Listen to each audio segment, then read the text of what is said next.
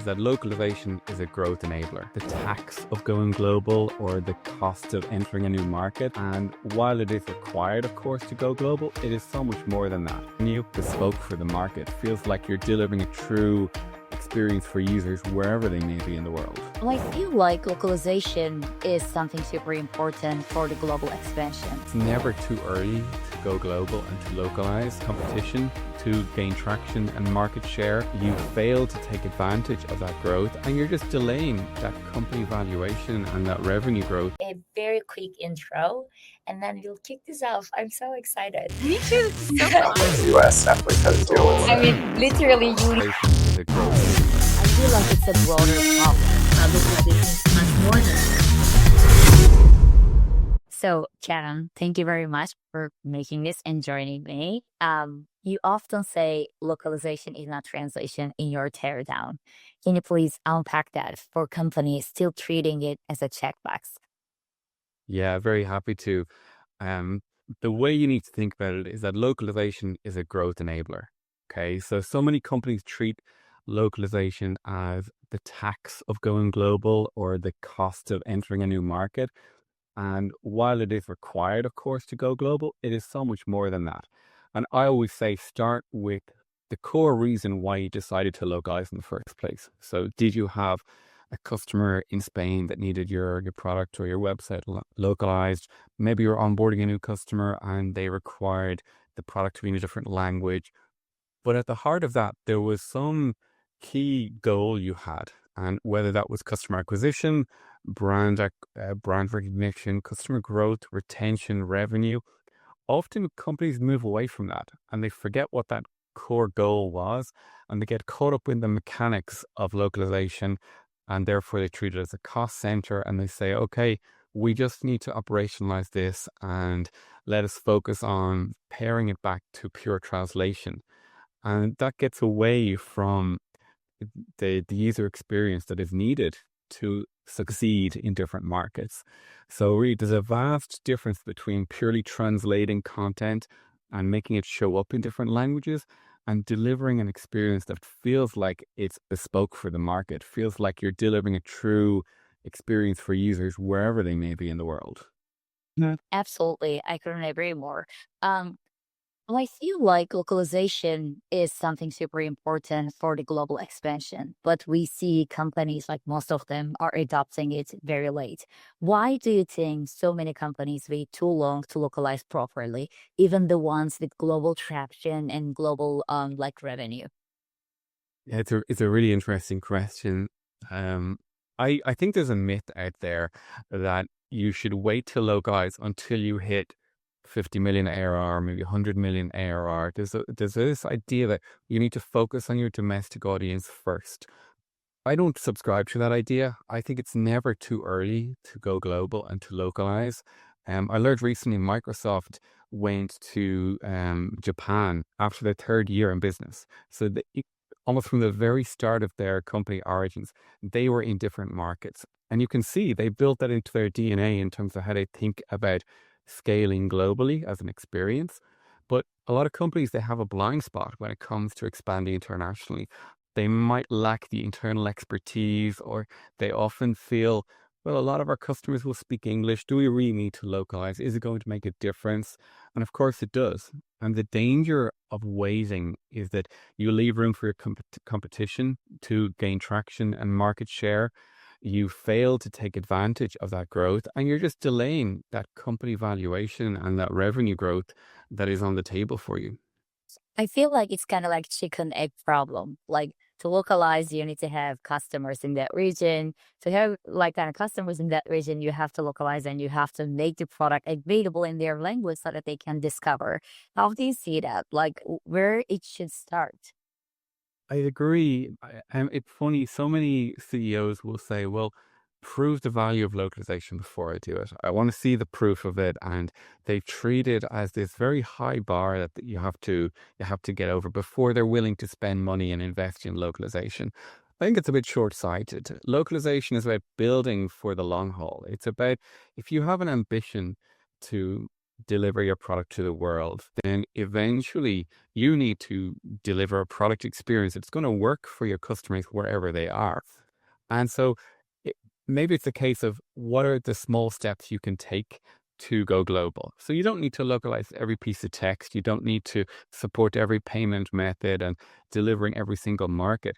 But there's a few where you can start and make inroads and establish the market potential of your product and then go faster. So I think instead of this binary, do we localize, do we not localize, do we go into a market, do we not?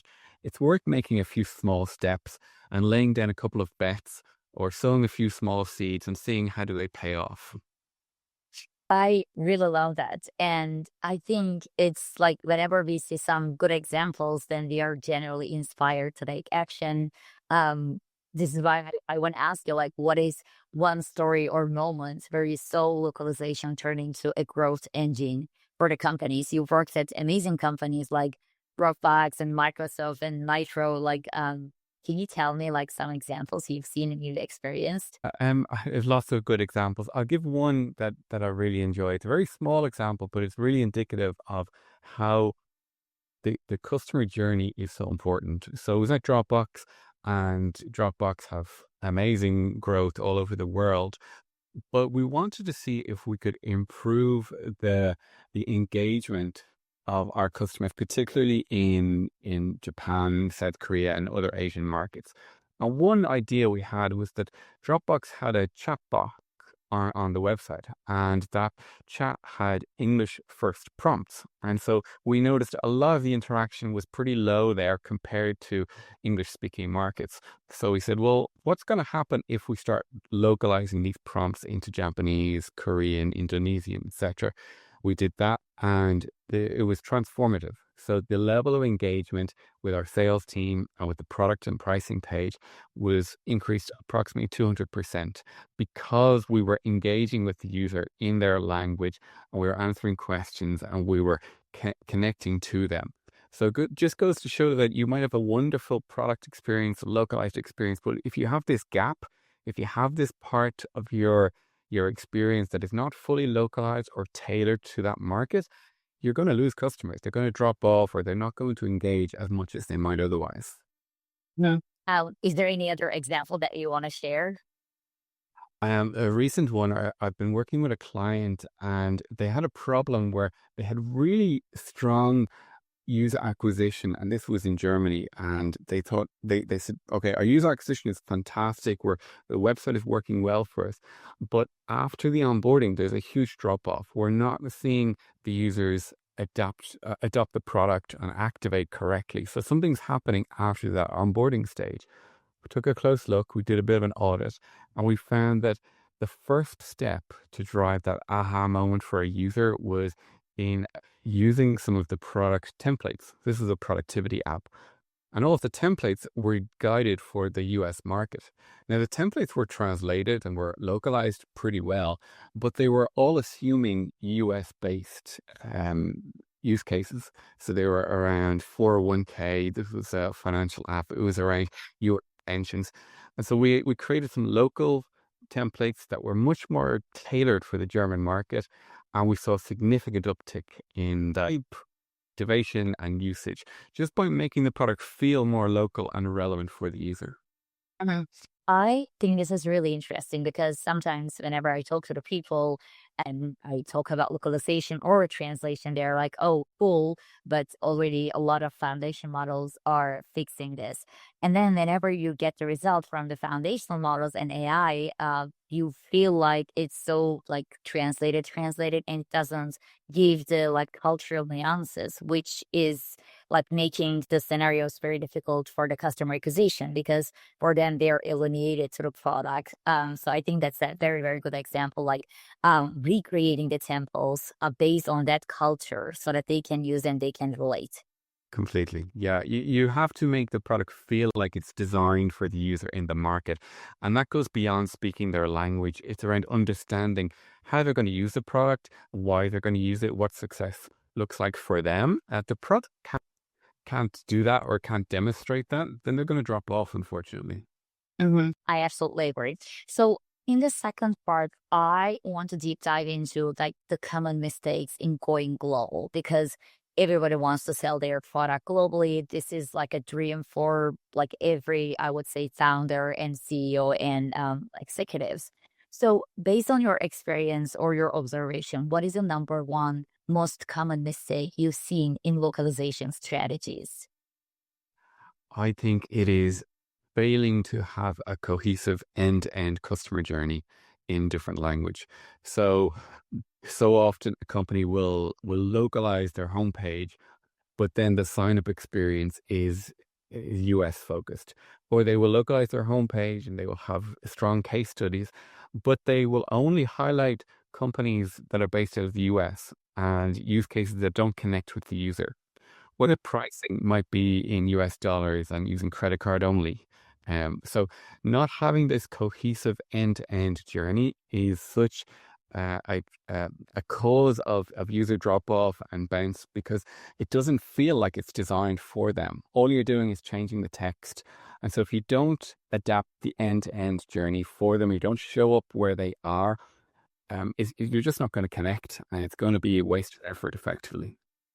Actually, in your teardown, you gave a great example of pricing strategy for Canva, I guess, like where they like while entering into India, they like kind of reorganize their packages or that specific culture. Completely. It's I think such a underutilized strategy by so many SaaS companies. It takes effort to do it. I think that I, but the effort really pays off. And a lot of founders I talk to, they will say, "Well, we find users in South America or in Asia, they don't seem to take the paid version of our product." And very often it's because the price barrier is high. You're expecting them to pay US prices, which makes no sense at all. So if you don't adapt it to the local ability to pay and to what the value is in that market compared to other products, you're just leaving money on the table, and you're not going to drive that growth. Absolutely. And what are the biggest experience gaps that make users bounce from a localized site? You mentioned the pricing, like whenever it is not relevant and it's not like kind of like affordable for our budget. Obviously, that could be one of the reasons. But what are the other examples that you see I've heard about?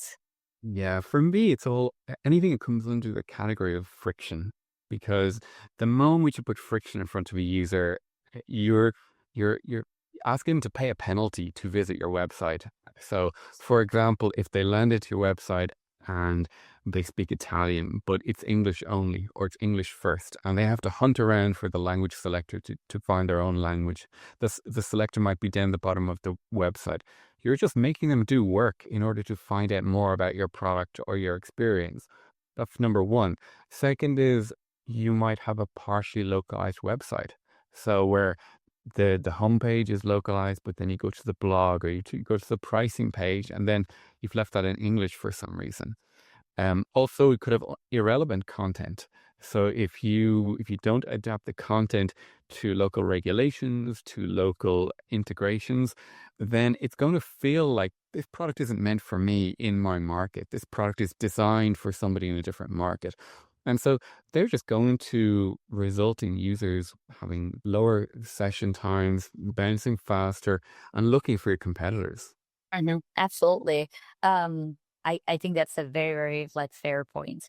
Can you share an example from the teardown where even companies like Stripe or Shopify failed to deliver a native experience? Yeah, happy to. I mean, Shopify do and Stripe, they do both do a wonderful job actually, but even them have room for improvement. If I talk about Shopify for a second, I will say they are an example where they didn't take the browser language. So they presented English first, regardless of your IP location, regardless of your browser preference. And for me, that's just giving the user a job to do when they arrive on the website. I think that's a piece of friction. Also, it surprised me that Shopify have such a global presence and success, but their support of payment methods, while very strong in EMEA, was quite weak in Asia and South America. They didn't support local payment methods there. So you're giving the you're giving the customer more work to do, and um, more to think about before they will adopt the product there. Absolutely. What about Stripe? Stripe, they're an interesting one as well. They do generally a fantastic job, and their growth has resulted from that. Um, for them, their video tutorials I found were all in English, and that's just such an easy one to fix now. They have a dashboard, obviously it's well localized, but when I went to use it in French and I tried searching for different topics, the search only responds to English search terms. So if you do search for a term in French, it's just going to fail. So that's where localization of the UI and the Chrome might look good, but you need to make sure the functionality steps up to it as well. And the final one I'll say for Stripe is that they've got partners all over the world, and a lot of companies that are adopting Stripe, they need help with their payment infrastructure, and they need a consultant or another company to help them do that. So it's a very common use case that they will want a local partner. The partner experience is fully English only and is not tailored for different regions. And that feels like a miss for me, because you want to encourage the customer to find a partner in their area that's going to accelerate their use of the software. I love this. Sometimes we assume like everybody's like kind of speaking English. I remember I was talking to a couple of VCs and then I was like, hey, this is what we do, like global expansion through localization. And then he looks at me, I was like, everybody's like speaking English. I was like, oh, okay. Maybe you're not the right investor because 80% of the world is not speaking English. And me as a native Turkish speaker, and I understand English perfectly, but I prefer to like read and understand a product in my own language whenever it comes to my buying decisions, which is something super like different. Okay, let's get a little bit tactical. So you've analyzed 12 companies in total, and those companies are the top like corporations in the world. Let's break one down. For example, let's talk about Stripe because you already mentioned they're a global leader. But what do you think, apart from the ones that you have mentioned, what do they still miss? Like, is there any other language that they can tap into? Or you mentioned like kind of video tutorials, but also they have amazing like YouTube page and social media. Do you think these should be part of their localization strategy, or do you think these should be run separately? Yeah, so Stripe's a really interesting case because they have got a very strong strategy already. For them, I'd say it's more about making refinements to what they have and closing some of the gaps. So for them, we talked about some of the areas where they could improve already, but I would say it is around the edges where they are likely to miss some users or to fail to have this cohesive experience. So another example from Stripe would be their app marketplace. So a lot of integrations, a lot of apps for Stripe already exist, but they haven't adapted them for every market. So if I go there as a German speaker in the German market and I want to find the integrations that are relevant to me, first of all, it's English only. So I have to make sure I do speak English. And then second of all, I have to search through the global integrations. They're not tailored for my particular country or my particular region. So that's a gap, a fairly simple gap for them to fix, but it is a gap nonetheless. I would also say that in terms of the marketing strategy, um, Stripe don't necessarily adapt the channels, their marketing channels, based on the different preferences of where users are going to show up. So as you made the point that a lot of people will say, well, everybody can speak English, everybody will find the English content. And there's a big difference between a decision maker or a business leader that might speak English or be comfortable in English and their team that's going to do the work, or their team that's going to evaluate and look through the security settings and understand the onboarding and integration. They typically will be more comfortable working in their own language.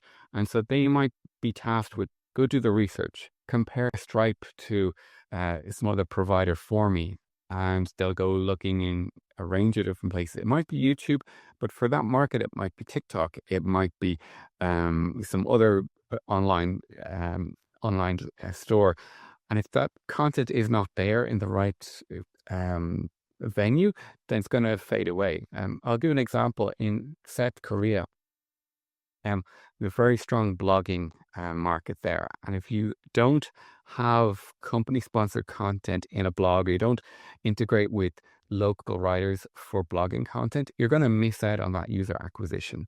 And so having your own content on your own website or YouTube is not enough in that market. You need to have that presence with local content creators. Who owns the localization kind of budgets in the companies that you have partnered out with? Because whenever I think about it, like, the problems that you're mentioning, I feel like it's a broader problem. Like, whenever you think about product localization, then obviously it's the product team. Whenever you're thinking about like the social media, then it's the like kind of marketing team. Whenever you're thinking about like kind of maybe the help desk, etc., it's another like maybe content team, maybe support team, etc. So that kind of creates the like fragmented workflows. And then once it's not like, hey, this person owns the overall global expansion and localization strategy, then I feel like localization becomes kind of this orphan that nobody kind of takes care of. How do you feel about it? Like, It is such a problem, such a common problem. And the problem tends to get bigger as companies grow because localization might start off in a startup or a growth stage company being owned by marketing often because they have strong ambition to grow their reach. And so they've got motivation to localize their website and it extends out from there. Um, but as a company gets bigger, often you will find a localization team in the product organization, another one in the marketing, sometimes another in the customer service organization. And you now have multiple cost centers, different ways of working, likely localization that is not consistent with each other. But there's no one looking at the overall experience and defining one strategy for everyone to pivot behind. So that is a mistake. I think it's far better to unify it. Ideally, there'll be somebody in the C-suite that owns global strategy. That is the ultimate, so that you can connect your global strategy with the priority markets, with your growth ambition, and put numbers behind it, make it accountable, and then all the departments can snap into that. And that makes it easier to say, these are the markets we're targeting: marketing, biz dev, product engineering. You're going to line up behind these. Otherwise, you'll find this disparity between focus. Marketing might say, we're all in on Brazil and Japan, whereas product might say, well, our focus is more on, the LATAM and Spanish-speaking markets at this time. And you're going to have this disconnect and this disconnect of customer experience. So having one singular company-wide approach to going global really pays off. I have another follow-up question here. It's all about like the budgets. Like whenever we talk to the companies, some of them they spend around like $1 million. Some of them are spending like multi-million dollars in localization. What are the average budgets for a product company? Like kind of whenever they do localization, what is the budget that they spare? Such a hard question because you can spend any amount of money on localization. I will say a ballpark. What I often see is if you're starting out localizing and you want to translate your website with a lot of content into, say, 10 languages, you should consider at least $500,000 upfront. That's probably the investment of getting started. And that's not necessarily going to be $500,000 every year. Okay, you might do 20% year over year in terms of maintenance and expansion, but about $500,000 will be a starting point. And then going beyond that, if you want to have personalization or deep video localization or local content creation and transcreation, you can then prioritize your budget in different categories beyond that. Okay, I love that. Okay, so we have lightning round right now. I have like 5 questions, and then I need your answers under 30 seconds each. The first one is like the most underrated global market right now. I'm going to say South Korea. So it is Korea. so often relegated to a tier 2 or tier 3 market by companies, but they've had huge economic growth in the last couple of years for a population that's larger than Canada, highly educated, and unlike Japan, it is not saturated by SaaS companies. So it's great for penetrating and for driving revenue growth. Amazing. Best example of local UX you've seen this year. GoDaddy have a really nice tool. It's an AI domain name suggestion tool. And so you can put in different keywords and it will suggest creative names for you. And I've tried this out in a couple of different languages. It works really nicely. So they've adapted that well to different experiences around the world. Amazing. First thing you check on a company's localized website. I go to the pricing page because Mhm. the pricing page is tailored for the market. If they show up in the right currency, the right payment method, if they've adapted the pricing, that tells me they're serious about this market. They're invested in this market and they're going to likely deliver a better customer experience because they recognize the potential and they want to really deliver a product that fits the market well. Mhm. I know you mentioned South Korea, but it's kind of like a different version of the first question. A region or language every SaaS company is sleeping on. Yeah, I'm going to pick both. So I'll say the Middle East. So Saudi Arabia and UAE and the language Arabic. Um, I would say less than 5% of SaaS companies localizing to Arabic. Even though it's the fifth most commonly spoken language in the world, there are huge government initiatives in these countries today for digital investment there. There's a vast ecosystem of startups that are ripe for partnership or for M&A activity. So it's a great market to compete in and enter in, and there's a lot of territory and revenue to be won there. Mhm. Amazing. And obviously, I couldn't pass like kind of this question. What do you think about AI and localization? Is it hype or helpful? It depends. If you use AI for the sake of AI, because your CEO asked you to use AI, you're probably using it just for hype and you're finding an use it. However, if you go back to our first point and you figure out why are you localizing, what is the growth ambition, and then you determine how can AI help us scale faster, hit our personalization goals and our market expansion goals, then it can be a real accelerator for your ambition. Mhm. Absolutely. Well, Kevin, this was full of insights and truth bombs. Where can people follow your work or join your course? I know you're running a course. Can you tell a little bit about it? Yeah, happy to. So I run a course with a colleague of mine. It's about strategic localization. It's about driving company growth through better localization. We run that on maven.com. People can find me on LinkedIn or my website is global10x.com. I love to connect with people. And thank you very much, Kevin, for doing this with me. I really appreciate it.